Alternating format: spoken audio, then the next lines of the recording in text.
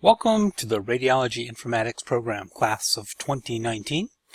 I just want to take this opportunity to share some different thoughts, things I've learned going into the fourth year of teaching this program, and hopefully this will answer some of your questions and give you some guidance as things come up as we move through the program.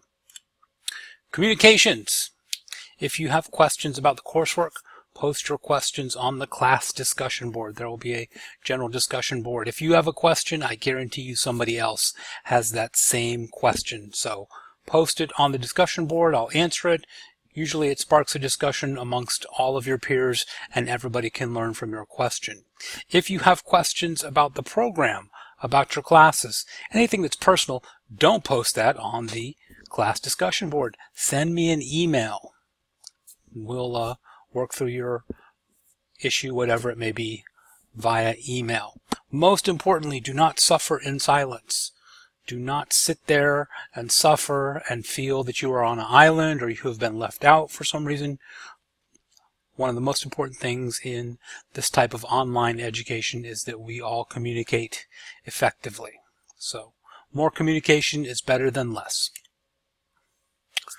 The next thought I have is that you are responsible for your education. I don't know what you don't know. Online coursework requires effort and a level of self-discipline.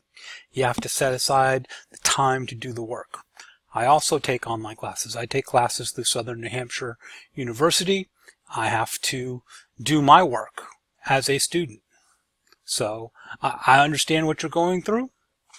And it's easy to open up multiple windows and simply look up the answers. And sometimes when I have an assignment due on Friday as a student and I'm grading your work and doing a lot of other things, sometimes I do that. I'll open up multiple windows and just look up the answers and get it done.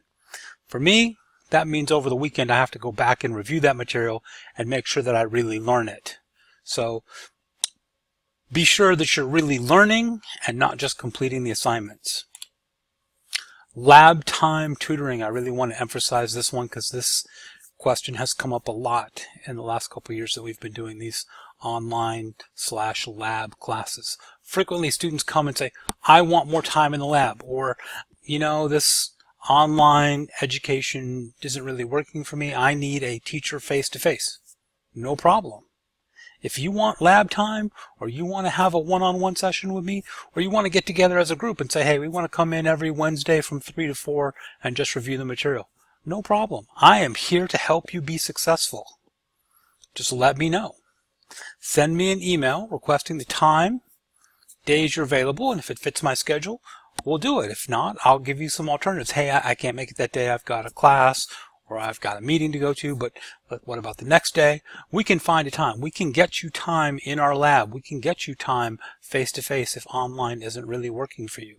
It's not a problem. You just have to ask, and that goes back to the slide on communication. If you let me know, we can fix it. Late incomplete work. Late work is just not tolerated in the radiology informatics industry. If I'm working as a PACS admin and an assignment is due Friday at noon, I'm going to have it done Thursday night, no later than 8 a.m. Friday morning. If I don't have that done by Friday at noon, that means my organization loses money, or patients don't get the care they need. Both of those outcomes are bad. Hospitals don't like to lose money. Hospitals don't like to see patients suffer because we didn't get our projects done. You just can't have late work. So it's important that I set that priority for you, set that standard so you understand how it works in the real world. So all assignments will be given a due date and are collected via the D2L learning management system. Students with special circumstances may email the instructor the assignment so the points are not deducted. If you've got a problem, you've got an illness, something's coming up, you want to go to your grandmother's wedding, just let me know. It's just, we can work things out. Again, everything goes back to that communication slide. We can make it work. You just got to let me know. If you just miss assignment, turn in late, I'm going to take points off. Building a winning resume is the purpose of the Radiology Informatics program. It's to help you build the best possible resume we can so you can compete for the high-paying jobs in the radiology informatics industry. There's no real certification required. Right now, today, you could take your resume, turn it in for a PACS admin job, and you might get it, but chances are when they start asking you things about DICOM and HL7, you won't know the answers. probably won't know the language, you probably won't get the job. Everything we do is about building a winning resume. And I want you to remember that every step of the way through the program. When you're getting a class on the electronic health record, you're thinking, what does this have to do with radiology? I don't understand why he's making us learn the electronic health record, why he's beating this into our brains. It goes back to this answer, because electronic health record skills is a difference maker on your resume. Everything is to help you build that winning resume. Certification knowledge. One of the big difference makers on your resume and something that is being required more and more is a PACS certification. Roughly half of what we teach relates to passing the PARCA PACS certification exam. Now, the material covered on the certification exam does not update as fast as the real world. Therefore, what we teach sometimes is out of sync with the current knowledge. You may go to shadowing if you're in the RADT 104 course and see some things, how it's done at the cutting edge of technology in the real world, and then come back and you see we're teaching you something from 2015, 2016, and you're like, why are you teaching me this old stuff? It's very different in the real world. Well, it's because it goes back to the certification. And you have an interesting opportunity in the RADT 100 course. When you get to the end of the RADT 100 course, you can either A, take my final exam, I believe it's 300 questions, or B, take the PARCA DICOM exam and get your PARCA DICOM certification. Either one will serve as your final exam for the RADT 100 course. So you can take their 50 question test, or you can take my 300 question test. I guarantee you my test is harder. Real world knowledge. All of your instructors in the program have worked as or currently work as PACS administrators, and we all use real world experience to bring real world lessons into the curriculum. So we might be teaching you something that you don't find in the textbook, and that's because we learned it the hard way. So this isn't going to help you with those certification exams, but it will help you when you go out into the real world and do the job.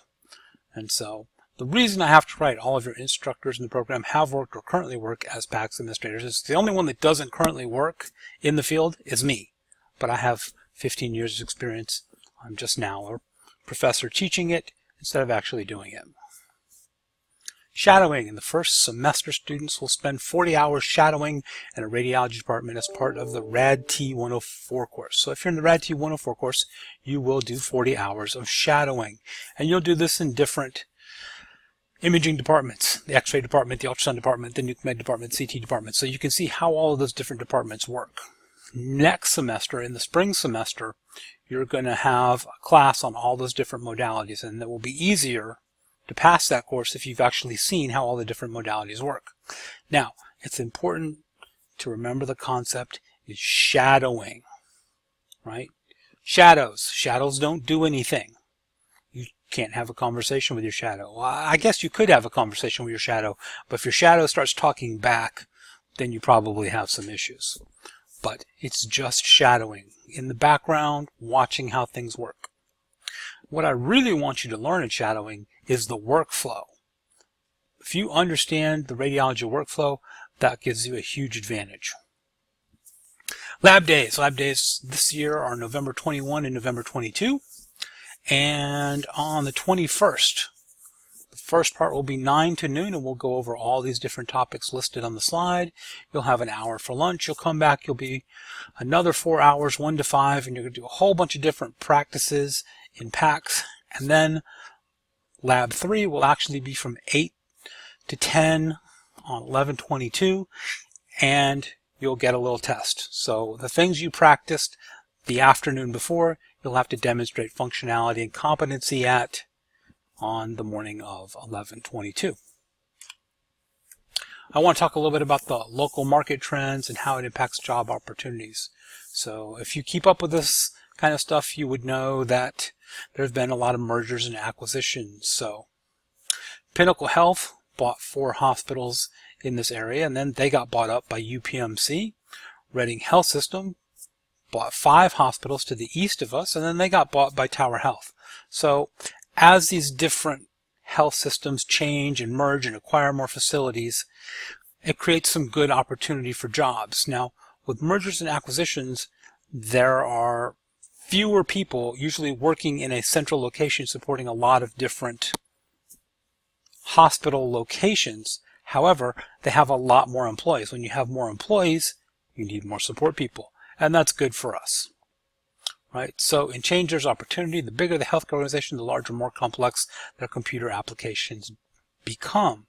And the industry standard for user support person is 60-to-1. For every 60 employees, you need one support person. So when Tower buys up Reading, that bought up 4 hospitals, they've added 2,000 employees. They need to add a lot more support people. That's good for us. That creates a lot of local jobs. And qualified candidates have been impossible to find for local employers because there's only 2 programs like this in the country. So our local employers are now getting used to coming to our college and picking up our candidates. We've had a bunch of people hired in the local market, and unfortunately, probably by the time you graduate, there just won't be any local jobs because now they know we're here and they've been hiring all of our employees. So you will probably have to look outside of the local area to find jobs. So lastly, what outcome do you want? Do you want a degree or do you want education? Some people seem to come to this program because they want a degree. They want that pretty degree that says college diploma in its beautiful folder, and maybe they put it in a frame and hang it on a wall. And that's great. If that's your thing, I'm happy to help you get a degree. But if I were you, and what I would want is I would want an education. And education is knowledge, skills, and abilities that you can take to an employer and say, hey, I have this education. I have this knowledge, these skills, these abilities. I want to get paid for what I learned in college. I want a job and I want to get paid. That's an education, right? Whether you get A's or C's, you'll still graduate. And what's important is you leave here with a good set of skills that make you employable and not just a bunch of knowledge in a degree that helps you pass tests. So just something for you to think about. Thank you for watching, and I look forward to seeing you all on Lab Day, and I'm thrilled to have you in the program. Thank you.